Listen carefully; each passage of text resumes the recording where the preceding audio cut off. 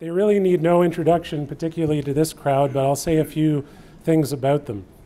So the Honourable Frank McKenna is a Canadian businessman, former 3-term Premier of New Brunswick, former Canadian Ambassador to the United States. He's currently Deputy Chair, Wholesale Banking at TD Bank Group, Chairman of Brookfield Asset Management, and Director of Canadian Natural Resources Limited.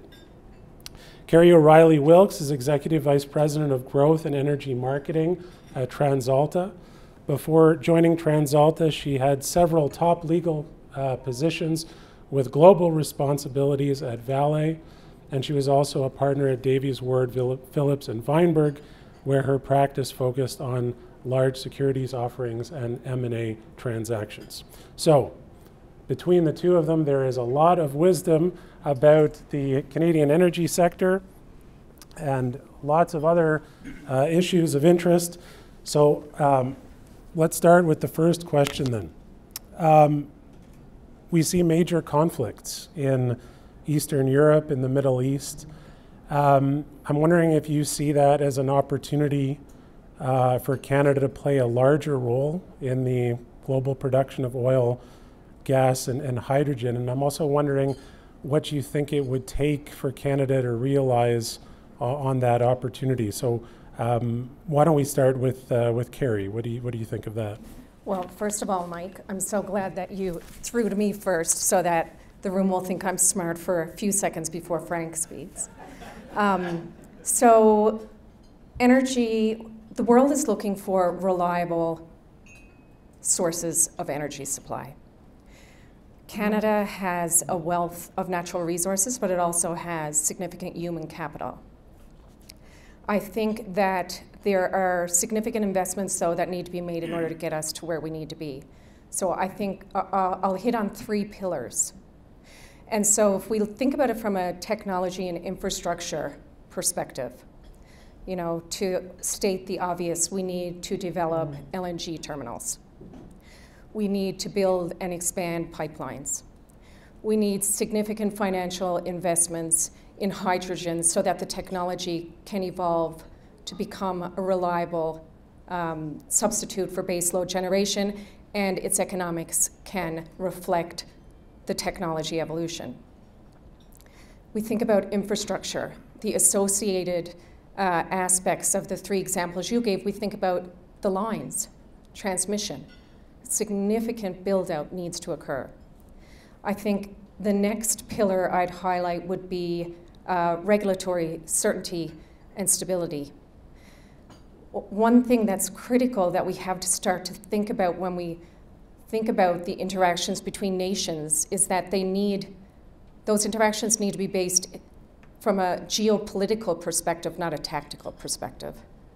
Because if not, we're always going to be on our back foot, and we're never going to succeed. For us as citizens or as executives. I think the last thing would be relationships. We need extremely strong diplomatic relationships, favorable trade agreements to importers of energy. And I think through smoothing those waters or bridging them, we will set ourselves up for success. But make no mistake, there's a lot to be done. So, Mr. McKenna, can you solve all those problems for us? Yeah. Well, I told Kerry she's got to carry this show. Yeah, right. And so far, she's doing her share. So it was a very simple question you asked, but there's a whole lot to unpack in it. What isn't controversial is our potential. You know, we've got such massive resources.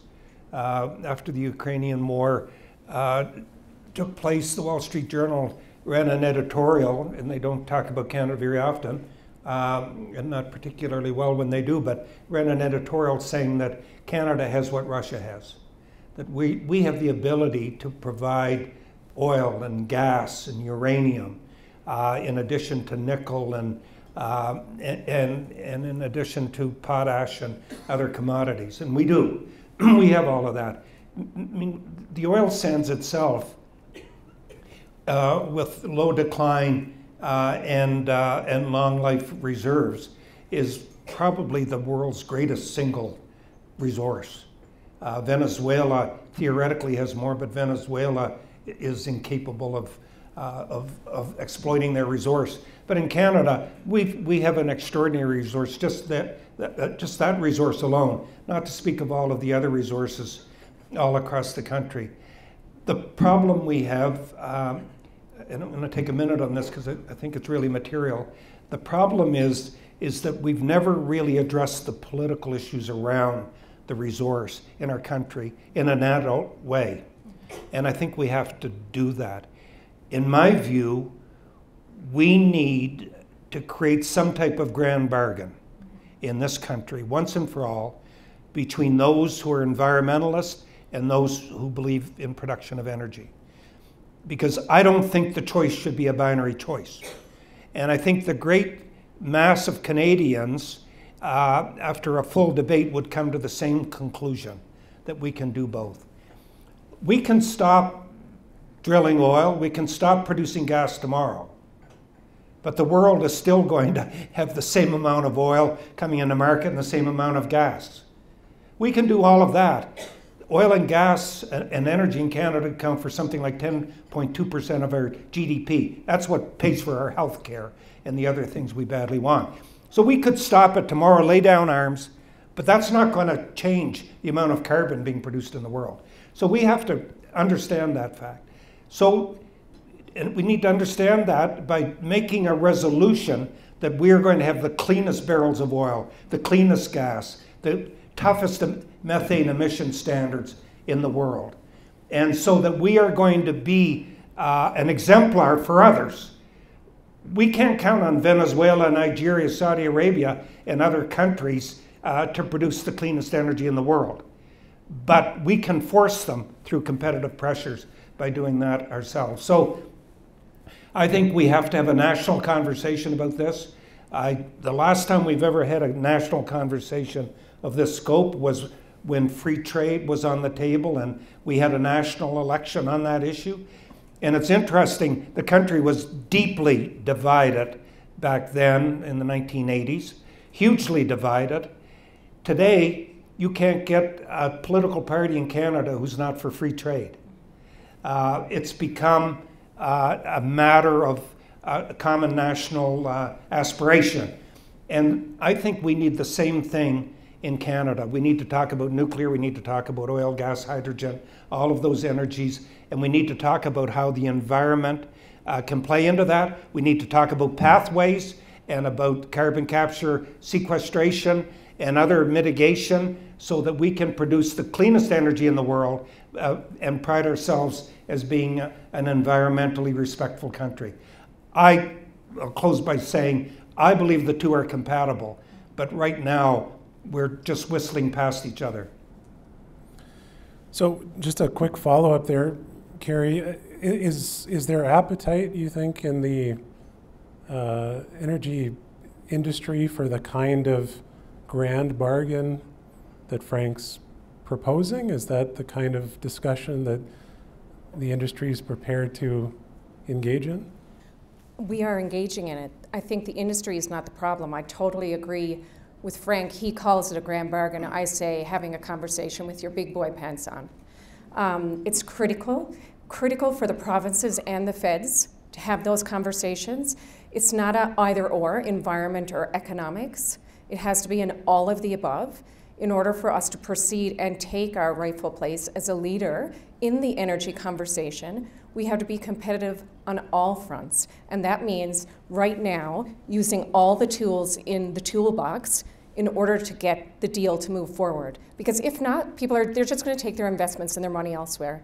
You know, we've heard over and over again, Alberta, you know, regulatory risk, Canada, regulatory risk. It's not actually that complex. They will just take their money and put it elsewhere. So the healthcare, all of what we all need and want, the prosperity of the country, it will be what suffers. So, Frank, given your political experience, and you just alluded to the free trade negotiations, Obviously, there's a political context that creates a window for this kind of national conversation. Do you think the elements of that, for that conversation, are there now? I think some of the elements are there. Whether the leadership is there is another question. Some things get done. We have to acknowledge, especially in this room, that we do have the Trans Mountain Pipeline at tidal water now, with another 575,000 barrels a day going through it, with a contribution to the national economy of some $5 billion a year in taxes and royalties to governments in Alberta and the government of Canada, and with all oil barrels in this basin having better netbacks as a result of it. But the cost is triple, quadruple, whatever you want to say, because of all of the burdens and hurdles that we had to go through. Similarly, we do end up having coastal gas to tidal water, but the amount of cost and complexity is far beyond what was necessary. We do have an LNG terminal on the west coast, but again, we could have had 10 or 15, and we're struggling to get one commissioned and in operation, with several hopefully coming behind. So it seems to me that we have increasingly some of the elements in place. Governments, simple view, have got to accept their jurisdiction and stay within their lanes. The provinces regulate intra-provincial pipelines, full stop. The Government of Canada's constitutional authority over inter-provincial pipelines, full stop. At some point, the Government of Canada have to exercise that authority in a responsible way. And that means clearing up the regulatory hurdles, speeding up the process. We know some things with certainty now. We know that there will be no major resource project take place in Canada again without First Nations equity participation. I think that's a major realization which will help a lot of projects go forward. We know as well that all Canadians will benefit from increasing access to market that will allow us better netbacks on all of our resources. Why should we be so stupid as to ship 10, 20, 30 billion dollars to the United States every single year because we can't get the appropriate economic rent for a resource? Why would we be dumb enough to do that and take all that money out of the Canadian economy? So I think we have to step up and seize our responsibilities. If we're going to build a pipeline, streamline the regulatory process, make a decision. We have to understand there are responsible people weighing in. Many of them are environmentalists weighing in, but there are other people who have no interest in a pipeline proceeding. They're simply there to obstruct. So why would we build a process that allows people to obstruct?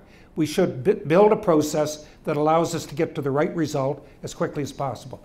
So we need process improvement, and then we, in my view, need people to accept their constitutional responsibilities and get on with the job. And if I could just build on that, I think one of the biggest themes we just heard Frank talk about is the necessary reality check, because absolutely time is of the essence. So even if we take a moment to reflect on when the Supreme Court of Canada brought down the decision on the Impact Assessment Act, okay? Tell me where the pace is.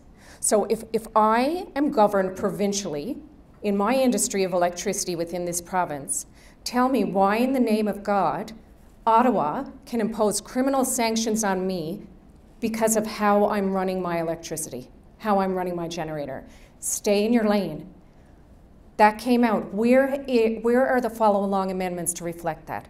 Because what that translates to, Mike, is I have investors in the US or elsewhere that says, hell no, I'm not putting money over there. They're running their generators and doing a great job and bringing in lots of cash.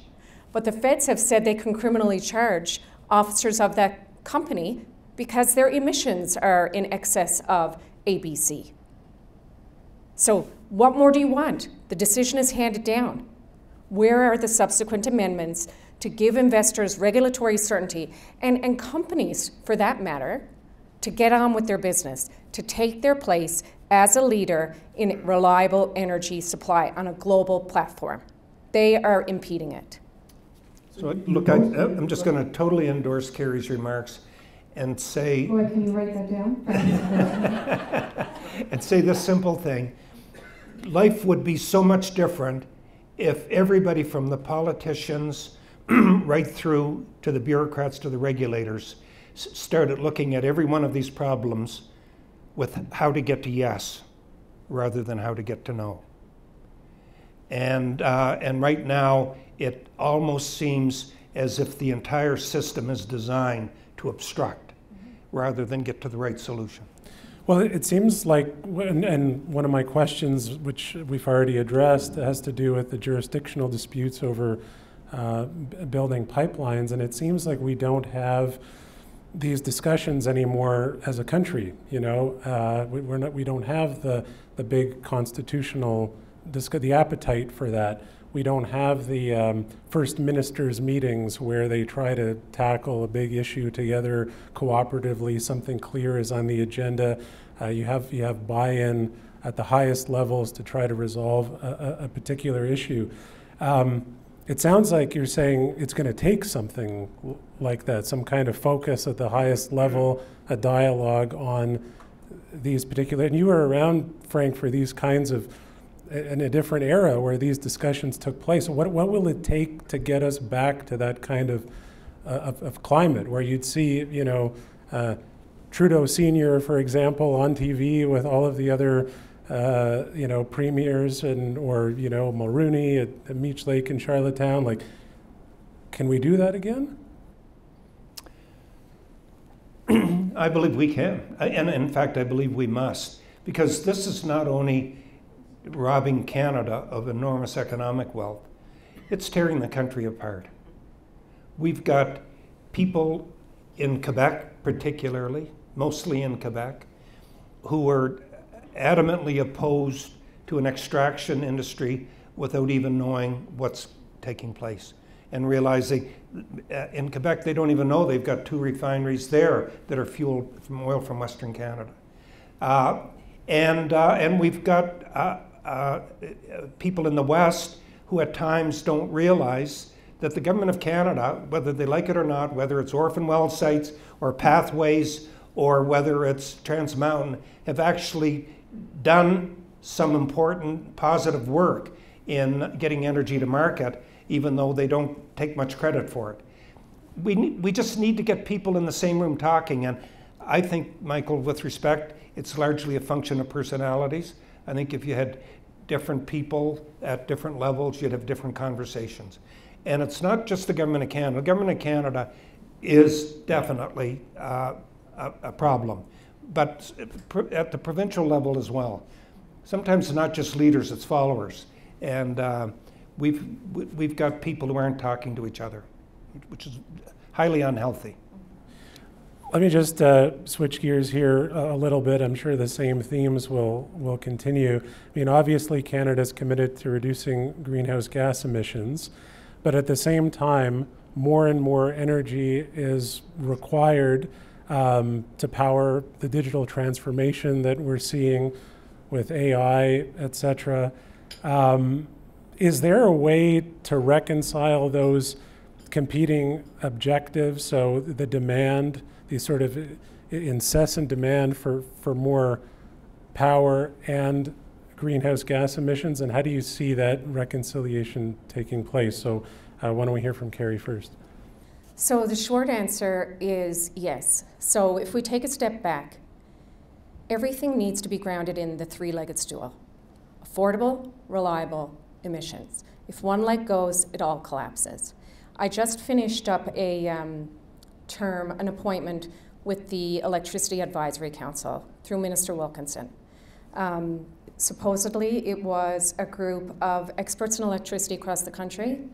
Called my parents and told them the expert was referred to, and they bust out laughing. So I'm definitely not an expert, but in any event. Part of the conversation was around really what that group's role was to enable or inform Minister Wilkinson how to transition to the policy targets, for lack of a better word. And the report is released now, so it's all public information. And one of our first recommendations was that the 2035 timeline, you can forget it. Look at the 2050, ground yourself on this. Because here's the reality check. If you always, as a golden rule, one of the things I always try to do is boil it down to people, humans. So we know that politicians largely care about getting elected and the associated votes that need to correspond with that. And what this conversation has really evolved into is a crisis that was largely unseen or ignored, and to a certain extent still is today. So if we look across some of the grid operators throughout all of North America, what they're predicting is significant growth, and keep in mind, they're only modeling it after GDP, okay, that's their assumption, and a massive gap in generation. So let's think about, for the Albertans in the room, the January event where everybody had to, turn down their heat, turn, all the electricity off so we didn't break the grid. Think about Texas, how many people died then? So my conversations are, all right, if the wind's not blowing and the sun's not shining and the water's frozen and it's minus 40 and it's illegal essentially to use natural gas, then guess what? Your voters die. So then what? So we have to turn our minds to the conversation. And here's the reality check in terms of your initial question. That's not even modeling in assumptions on AI and data centers. I can't keep up with the calls of massive hyperscalers wanting every bit of steel I have in the ground to power their data centers tomorrow.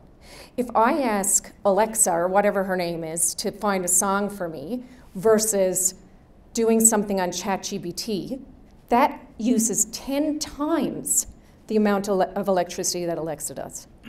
And none of these grid operators down into the US, across our country, are modeling in those needs. So the grids will absolutely break. So to finally get around, I'm a bit of a talker, I'm sorry about that, to answer your question, the solution is to allow the players to use all the tools and have an orderly transition. And what that looks like is what we are in now are conversations where natural gas is no longer a dirty word. It's an enabler.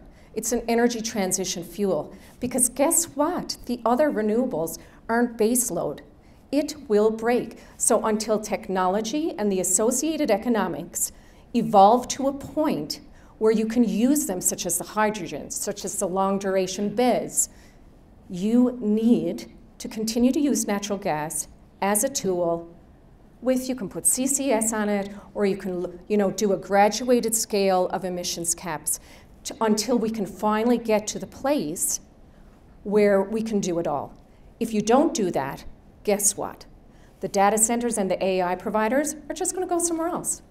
And they're going to decide they're going to set up a little, if I can't provide that to the Metas and the Googles, guess what? They're going to set up a whole business unit where they're just going to self-supply. I lose out, the Canadians lose out, and some alternative jurisdiction reaps all the benefit. So Frank, you're a big champion of the digital transformation, benefactor of the McKenna Institute on Digital Transformation at UNB, and obviously you see a lot of promise in this digital transformation, but how do we deal with the concerns that Kerry's raising? She's proposing a solution, obviously, through using the entire portfolio of energy generation, but what are your thoughts? Well, I am a big fan of technology and innovation in all forms. I think it's what brought us from the Malthusian era and the Luddite era to where we are today, constant innovation. And I just note, for the benefit of people in the room, Alberta's probably the world's leader in clean tech. Mm-hmm. Don't talk about it much. We've got 1,000 clean tech companies in Alberta. I mean, Alberta really exports more clean tech to the world almost than any other commodity. So I think that's very impressive, and that's something Canada should be bragging about. So your question, I think, exposes a really current and looming issue that we have to deal with. There's a new data center in the world being built every 3 days. The amount of electricity in the world requires going to be doubled every 3 years. These are monster. This is today. This is with AI. This doesn't get into artificial general intelligence, sentient intelligence, all of the other the quantum computing and so on, all of which suck up even more of that news. The amount of data in the world itself gets doubled every 2 years. So it's just a tsunami that's coming at us, and we have to deal with it. So point one, that sector of the economy requires clean energy. You won't get data centers and so on powered by anything really other than clean energy. We just did a deal at Brookfield. We signed 10,000 megawatts of clean energy for Microsoft, and they're already negotiating for more.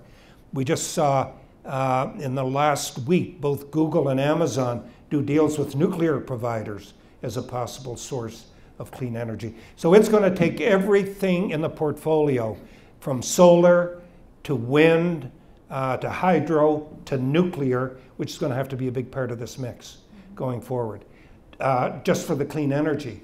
But guess what? All of that's going to displace energy, which is looking after heating in people's homes and running factories and so on.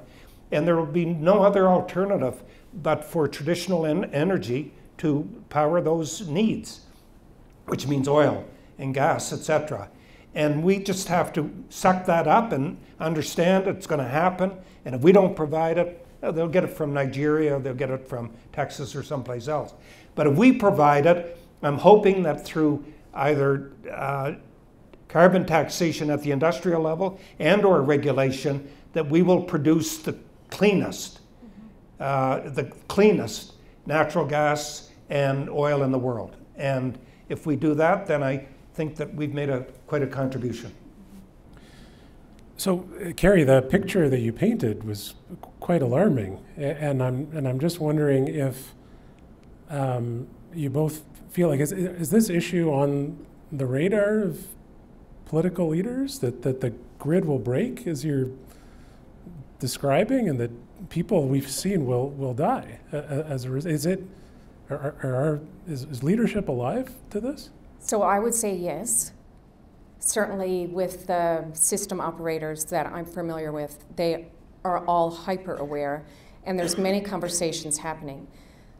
The difficulty is, Mike, is that the provincial, federal, not 100% of those conversations are happening. And they have to happen in order to meet the electricity demand. They also have to have allowances for our generation to continue as it is for a period of time until there are other viable alternatives. You think about nuclear. Nuclear and long-term duration storage are absolute keys to the future. But it takes around, what do you think, Frank, 11 years to get a permit in Canada for a new nuclear facility. 11 years before you can even start building it. The only reason OPG can extend Darlington is because they are using their current permits for the Darlington facility. So I believe they are aware. I know that counterparties that we're negotiating with, it's kind of a conversation, how can I help you help me? Our biggest hurdles are negotiating with the appropriate regulatory group in the US and Canada to allow the flexibility, whether it's a repowering of gas. You know, we have a facility in Centralia in the US. We have an agreement that it comes off coal in 2025. Our coal mines are already shut. The grid there projecting same thing, huge dip. So our conversation is, how can we repower that into natural gas and create an energy campus with long duration storage, with wind, with solar, potentially as the technology evolves, the repowered gas can repower into more efficient nukes. Our biggest challenge is negotiating with the state. So to your think about it as a people perspective, as a human, boiling it down to the most simplistic pieces of the puzzle. You know, I live in Alberta, I'm raising my kids in Alberta. It's important that when I need heat, they have it. I'm an executive of a generator. I want to do all these deals. I think the pieces of the puzzle will be there. My hope is that it doesn't take what we saw in Texas. and that we will be given all the tools to do it in a way that is clean, but also reliable and affordable for Canadians. I was just going to say, following on Kerry's astute comments, that one of the challenges that we're not facing up to with renewables, and renewables are going to be a powerful part of the future, is transmission. And the ability to get rooftop solar into a grid, or the ability to get wind to a data center. Just how that all connects, and the way in which it connects with interruptible and permanent. That's really important. Right now, we're way behind the eight ball on that. So we've got a massive amount of work to do just on transmission alone. So last question. Obviously, there's an election going to happen within a week south of the border. Obviously, our relationship with the United States is incredibly important economically, including with respect to energy. So I'm wondering if you see any differences between a potential Trump and Harris administration, and what the impact would be for Canada depending on who's elected. So why don't we start with the recovering politician? Yeah, well, and on this one, my friend Gordon Giffen is here, and he can correct me where I'm off. I think there's quite a vast difference, both in terms of tone and content, between a Harris administration and a Trump administration. And I'll just lay down the caveat now. The United States is a democracy. At times, it's a rowdy democracy, but it's a democracy, and we don't get to choose their president. So we'll respect the choice they make.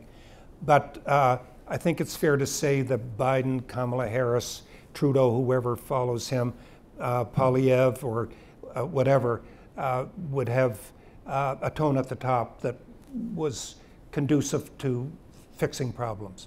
And there'll always be issues. Gordon had them when he was ambassador. I had them when I was ambassador. Otherwise, they don't make us ambassadors. We're there to fix issues. So there are always some. But with Trump, there are 2 or 3 grand ideas, I'd call them large ideas that he has, that are inherently conflictual. One is the idea of a tariff wall around the United States with 10 to 20% tariffs. And arguably, Canada and Mexico, as treaty signatories with the United States, would not be exempted. If that were the case, we would be in direct conflict in terms of the implementation of the treaty itself. There's a real chance of that happening. There's a real chance of asymmetric tariffs, if not those tariffs on steel, aluminum, like he did the last time, on a national security basis. That could happen.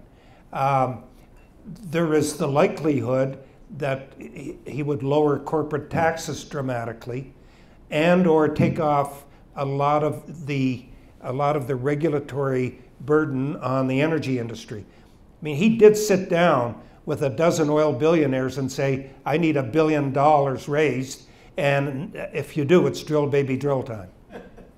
And that just means that all the constraints are off.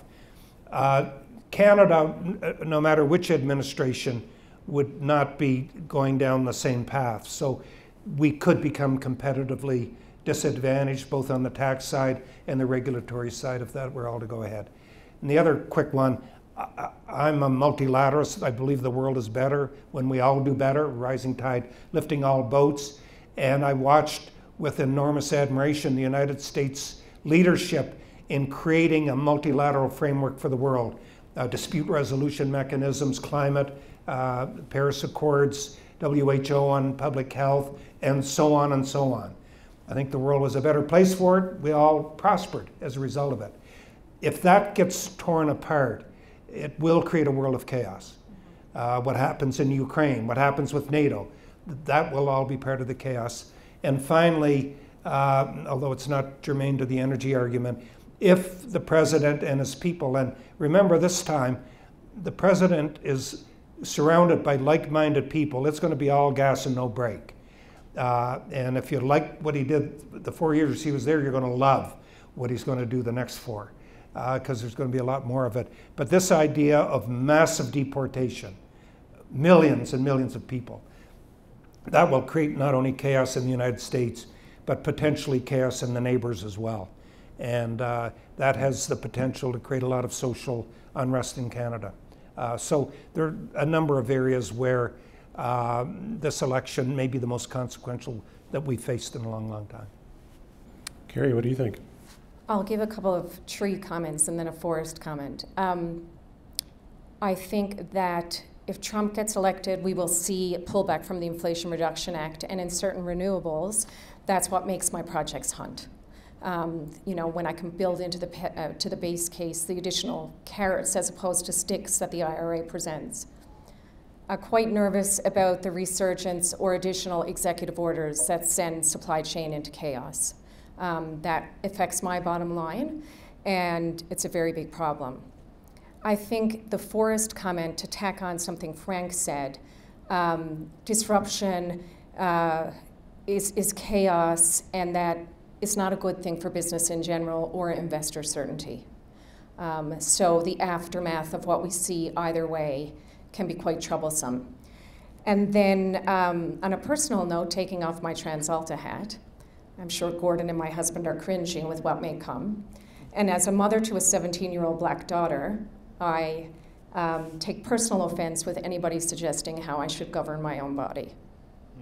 And I think that's very relevant for female executives who are making their way in the world and pushing themselves into boardrooms.